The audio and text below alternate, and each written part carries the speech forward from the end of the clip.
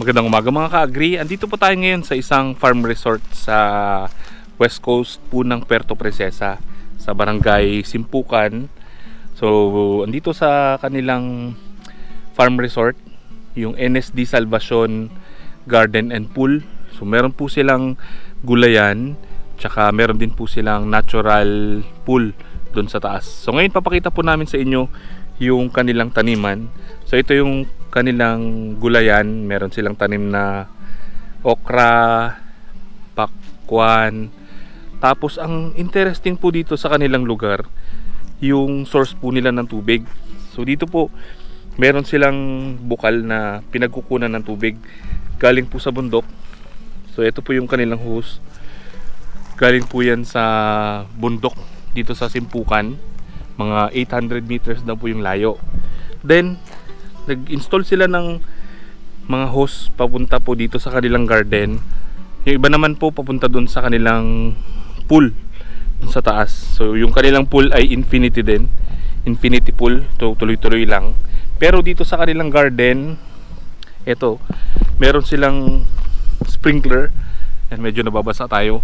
So tuloy-tuloy po yung pagdidilig dito, yung kanilang pandilig. Ayan o. So hinihila lang po nila para madiligan yung kanilang mga tanim dito. Ayan. So mas madali na po sa kanila yung pagdidilig kahit medyo malapad yung kanilang taniman. Tapos ito po tuloy-tuloy maghapon kasi unlimited naman yung kanilang source ng tubig. So hindi na nila pinapatay kasi sa panahon ngayon mabilis pong matuyo yung lupa, kaya mabilis malanta yung mga tanim na gulay. Pati po itong mga tanim na to medyo tuyo na yung lupa, kaya parang nalalanta na yung mga tanim nila. Then sa kanilang land preparation, hinukay po nila yung butas na pagtataniman nila. Naglalagay po sila ng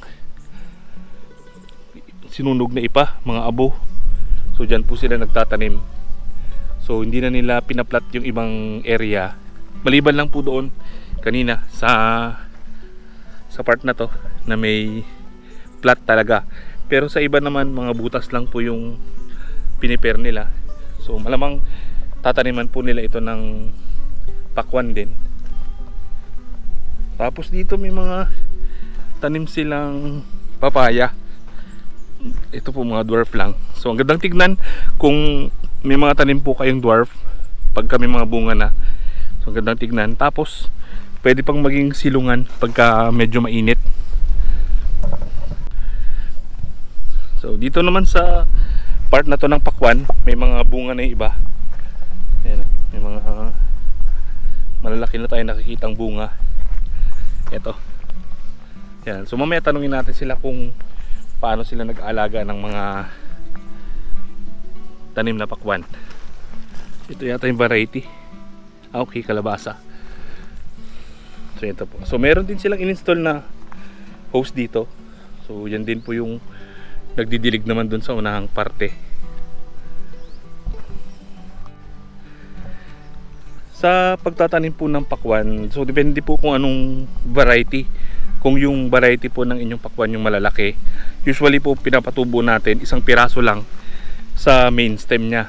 So hindi na tayo nagpaparami ng bunga, kasi pagka pinadami natin hindi lalaki yung ibang mga bunga. So dito naman po sa part na to, yung kanilang pandilig ay nakatusok dyan sa gitna. Tapos tuloy-tuloy lang din yung pagdidilig. So sumasaboy lang siya paikot. So mamaya ililipat naman nila. So kung makita natin, ito basang-basa yung lupa. So ito yung naaabot ng tubig. Ito naman yung tuyo. So napakalaking tulong nung ganitong klaseng sistema para ma-rehydrate yung lupa, hindi po mamatay yung kanilang mga tanim. So yan lang pong isang sprinkler na yan, umaabot yung kanyang pagdidilig mula po dyan. Kita naman natin yung kaibahan ng kulay ng lupa hanggang dito, hanggang dito sa kabila. So ganun po kalapad, no? So mabilis po yung pagdidilig. So siguro mamaya ililipat na naman nila sa ibang area para madiligan pa yung ibang mga gulay. Napakaswerte po nila dito sa kanilang barangay kasi kahit po El Nino, hindi po natutuyuan yung kanilang bukal, gawa ng napakasagana sa puno yung kanilang mga kabundukan. So dyan po sa likod, nandyan na yung mga matataas na bundok, yung pinanggagalingan ng kanilang mga tubig.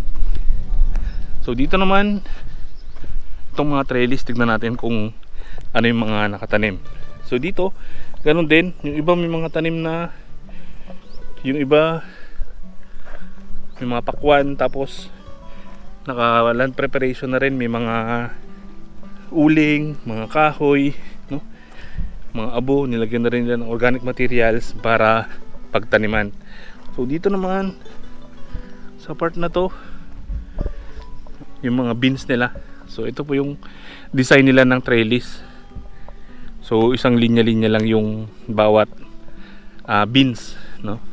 Tapos nylon yung kanilang ginamit na pagkapangan. So ito po vertical type lang ng klase ng trellis. Meron din po kasing A-frame, yung letter A. Meron din po yung vertical lang. Meron din po yung nasa ibabaw. So dito naman po sa part na to, ayan, meron pa ulit naka-install na dalawang sprinkler. Tuloy-tuloy lang po yung pag-ikot niyan. Tapos doon sa unahan meron din. Ayan. So ang ganda po kasi ng pressure ng tubig galing po doon sa taas sa bundok. Gumawa po sila ng maliliit na tangke dito na sa baba para ipunin yung tubig, tapos bago siya dumadaan dito sa mga hose. Kaya meron pong pressure. Kaya makita natin umiikot yung mga pandilig nila dito sa kanilang garden. Sobrang bilis po matuyo ng lupa.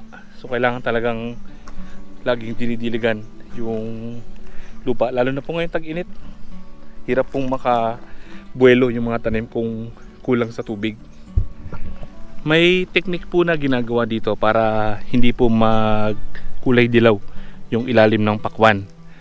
So every 3 days ikutin natin yung pakwan para maarawan yung ilalim.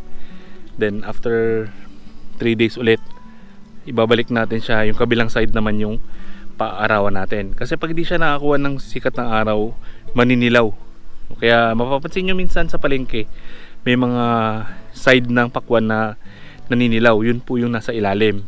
So para maiwasan yun, dahil yung kanilang pakwanan ay gumagapang sa lupa, so hindi nakakakuha ng sunlight yung ilalim ng pakwan. So pwede natin ikutin. Pero sa pag-ikot po nito, ibalibaligtad lang po natin. Wag yung isang side lang or yung isang rotation lang, kasi kung tuloy-tuloy yung pag-rotate ninyo, puro pa kaliwa or puro pa kanan, pwede pong mapitas yung bunga ng pakwan.